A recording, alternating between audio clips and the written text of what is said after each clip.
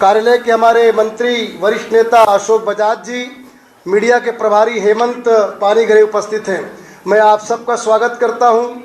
1 minute का video है जो इस विषय से संबंधित है, उसके बाद फिर माननीय मुख्यमंत्री जी आपसे बातचीत करेंगे। 1 मिनट का वीडियो चालू करेंगे। वीडियो भारत के काम, देश की आत्मा है। रोजगार योजनाएं ग्रामीणों को काम तो देती है, पर बदलती जरूरतों के साथ गांवों को चाहिए नई दिशा, जिससे देश 2047 तक विकसित भारत बन सके। मोदी सरकार का अभूतपूर्व कदम विकसित भारत जी अधिनियम 2025, जो रोजगार की गारंटी बनेगी, राष्ट्र निर्माण की गारंटी। अब हर ग्रामीण परिवार को नहीं पूरे 125 दिनों के सुनिश्चित रोजगार की गारंटी, बेरोजगारी भत्ते की गारंटी, भुगतान में देरी होने पर मुआवजे की गारंटी, जन सुरक्षा, बुनियादी ढांचा, आजीविका और आपदा से सुरक्षा जैसे निर्माण कार्यों से रोजगार बढ़ेगा, आय बढ़ेगी और गांवों में बनेगा टिकाऊ निर्माण। ग्राम सभा बनाएगी विकसित ग्राम पंचायत योजना। विकसित भारत जी अधिनियम 2025, हमारा सरकार विकसित ग्राम पंचायत से विकसित भारत।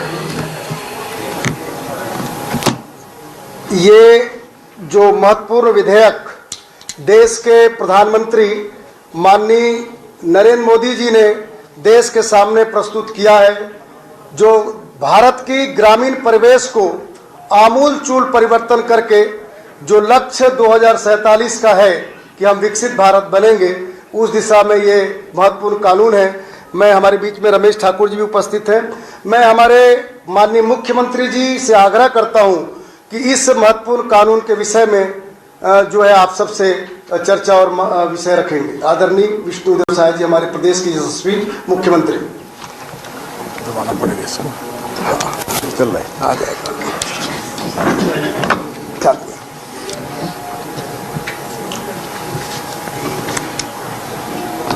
आज के प्रेस वार्ता में उपस्थित इलेक्ट्रॉनिक्स मीडिया और प्रिंट मीडिया के सभी बंधुओं का मैं हृदय से स्वागत करता हूं, अभिनंदन करता हूं। और साथ ही साथ आज के इस अवसर में हमारे प्रदेश के उपाध्यक्ष श्री जगन्नाथ पानीग्राही जी उपस्थित हैं। हमारे महामंत्री द्वय श्री यशवंत जैन, श्री अखिलेश सोनी जी दोनों उपस्थित हैं। हमारे प्रदेश के कोषाध्यक्ष राम गर्ग जी उपस्थित हैं। हमारे रायपुर उत्तर के विधायक श्री पुरंदर मिश्रा जी उपस्थित हैं। हमारे रायपुर शहर के जिलाध्यक्ष श्री रमेश ठाकुर जी उपस्थित हैं।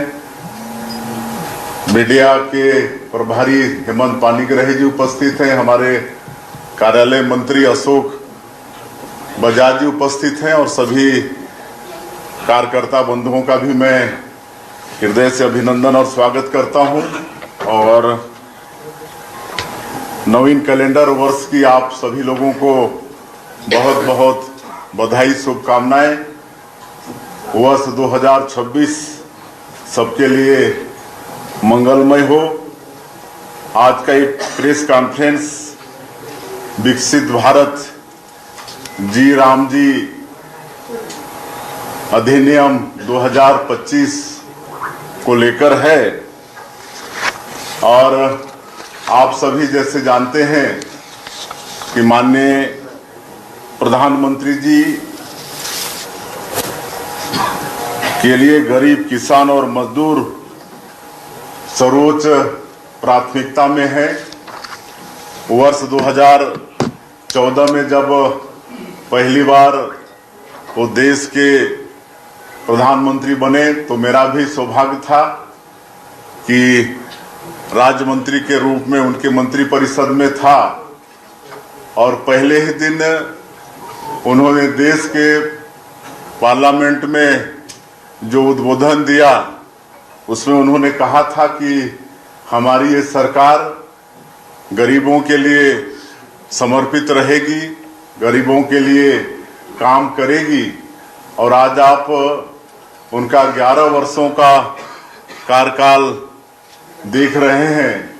जिस तरह से उनके पहले कार्यकाल में गरीबों के लिए काम हुआ, हर घर में बिजली पहुंचाने का काम, सौभाग्य योजना के माध्यम से हर घर में बैंक अकाउंट देने का काम, प्रधानमंत्री जनधन खाता के माध्यम से हर घर में शौचालय निर्माण का काम, स्वच्छ भारत मिशन, हर गरीब के लिए पक्का का मकान, प्रधानमंत्री आवास देने का काम, ये सब काम पहले 5 साल में उनका हुआ।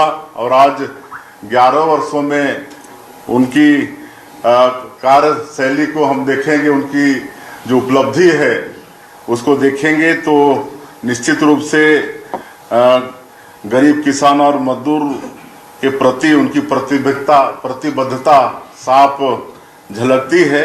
और इसी तारतम्य में ये जो विकसित भारत जी राम जी अधिनियम लाए हैं, ये भी विकसित भारत को सिद्ध करने के लिए, विकसित गांव बनाने के लिए ये अधिनियम लाए हैं। और ये जो मनरेगा योजना था, इसका जगह यह लेगा। और मनरेगा योजना से कई मायने में ये बहुत ही बेहतर है।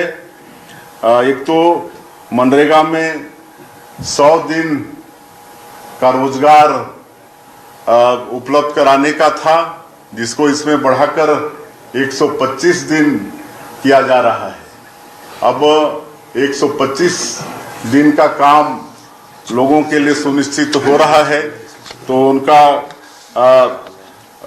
निश्चित रूप से उनकी मजदूरी भी पहले से ज़्यादा मिलेगी। और मजदूरी भुगतान 7 दिनों के अंदर सुनिश्चित होगा। पहले मजदूरी भुगतान तय तो था 15 दिन में होना, लेकिन उस पर पालन कभी हुआ भी, कभी नहीं भी हुआ। लेकिन अब 7 दिनों के अंदर मजदूरी भुगतान निश्चित होगी। और अगर 7 दिन में मजदूरी भुगतान नहीं हुआ तो मजदूर को अतिरिक्त राशि देना पड़ेगा। ये कह सकते हैं कि मजदूरी का ब्याज मजदूरों को देना पड़ेगा। ये विकसित भारत जी राम जी अधिनियम में ये सुनिश्चित किया गया है। और जिस तरह से इससे एक तो हमारा ये छत्तीसगढ़ या पूरा देश कृषि प्रधान देश है, हमारा ये छत्तीसगढ़ धान का कटोरा है। और पहले शिकायत आती थी कि साल भर मनरेगा का काम चलने से विशेषकर किसानों को मजदूर मिलते नहीं थे और उनका कृषि कार्य भी प्रभावित होता था, विशेषकर बुआई के समय और कटाई के समय। तो अब 60 दिन काम बंद होगा। ये प्रदेश सरकार काम बंद कर सकता है जब किसानों के लिए बुआई का समय आएगा और कटाई का समय। तो इससे हमारे कृषक भी निश्चिंत होंगे, उनको भी मजदूर मिलेंगे, खेती में काम करने में उनको किसी तरह से बाधा नहीं आएगी। और इस अधिनियम के बनने से गांव से शहर की ओर जो पलायन होता था मजदूरों का, वो भी रुकेगा। और पहले मनरेगा में कई तरह की शिकायतें आती थी, फॉल्स मास्टर रोल भरा जाता था, कई बार मजदूरों के जगह पर कई तरह के मशीन का भी उपयोग होता था और भारी धांधली की शिकायत भी आती थी। और अब इससे सभी शिकायतों का आना भी बंद होगा। तो इस तरह से एक बहुत क्रांति मजदूरों के विकास के क्षेत्र में इस अधिनियम के आने से होने वाला है। और इस विकसित भारत जी राम जी में मुख्य रूप से 4 क्षेत्रों पर फोकस होगा। एक तो जल सुरक्षा का काम ग्राम पंचायत में होगा। जल सुरक्षा में कई तरह के काम हो सकते हैं। वहाँ पर नदी नाले हैं, तो उनको भी रोका जा सकता है, जल संवर्धन का काम हो सकता है और ग्रामीण इंफ्रास्ट्रक्चर पर भी ध्यान दिया जाएगा।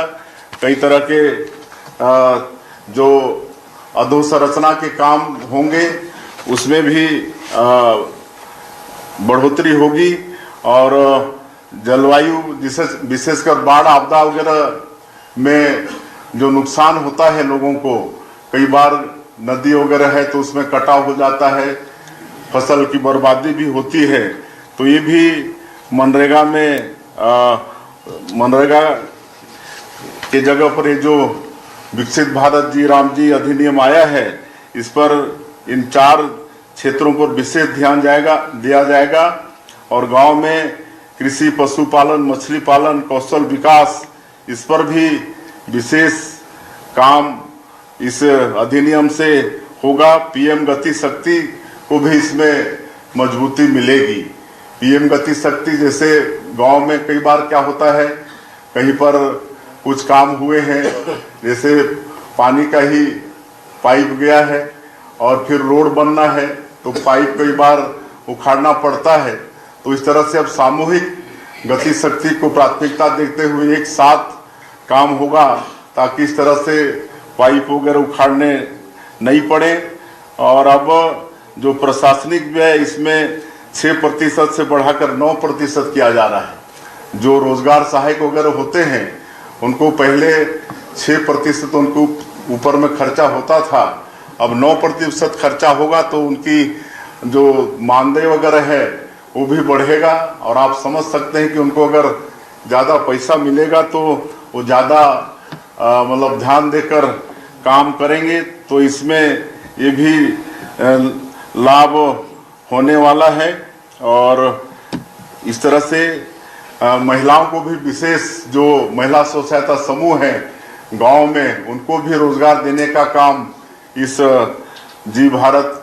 विकसित भारत जी राम जी अधिनियम के द्वारा होगा। तो इस तरह से ये योजना बहुत ही गांव को विकास की दृष्टि से सशक्त करने के लिए कारगर होगा और ये योजना निश्चित रूप से गांव को आत्मनिर्भर, रोजगार युक्त और विकसित बनाएगी। और जो प्रधानमंत्री जी की संकल्पना है विकसित भारत, और उसके अनुरूप हमारे छत्तीसगढ़ का विकसित छत्तीसगढ़, इसको भी साकार करने में ये अधिनियम बहुत कारगर होगा। आज आप लोगों के माध्यम से प्रदेश की जनता को यही बताना था कि ये विकसित भारत जी राम जी ये अधिनियम हमारे माननीय प्रधानमंत्री जी ने गांव को सशक्त करने के दृष्टि से उन्होंने लाया है और निश्चित रूप से इसका लाभ हमारे गांव गरीब और मजदूरों को, किसानों को होने वाला है। धन्यवाद। ये केंद्र की योजना है, छत्तीसगढ़ को इसको क्या विशेष लाभ हो सकता है, क्योंकि ग्रामीण अधोसंरचना के लिए ग्राम स्तर पे इसकी तैयारी की जा सकती है। एक बार फिर पूछेगा। ये केंद्र की योजना है जी, छत्तीसगढ़ शासन या छत्तीसगढ़ में इसका क्या लाभ प्राप्त हो सकता है, ग्रामीण स्तर पे अधोसंरचना के लिए ये योजना का एक भाग है, जिसमें ग्रामीण स्तर पे भी तैयारी करके संरचना की तैयारी की जा सकती है। कोई विशेष अगर प्रयोजन से कार्य करना चाहे ग्राम पंचायत, नहीं, बिल्कुल लाभ होगा इससे। और जैसा मैंने कहा कि 4 सेक्टर में इसका फोकस है। एक तो जल संवर्धन का काम होगा पंचायत में, और ग्राम सभा तय करेगी कि प्राथमिकता से कौन सा काम को अपने ग्राम पंचायत में लेना है। आजकल आप देख रहे हैं कि वाटर लेवल लगातार डाउन हो रहा है और कहीं कहीं पेयजल की भी समस्या हो रही है। तो ग्राम पंचायत अपने ग्राम पंचायत में जल संवर्धन का भी काम इस योजना से, इस अधिनियम से कर पाएंगे। कांग्रेस इस योजना का विरोध कर रही है। आने वाले 10 तारीख से वो 1.5 महीने तक इसके खिलाफ अभियान चलाने जा रही है। इस संबंध में आपका क्या कहना है मुख्यमंत्री जी?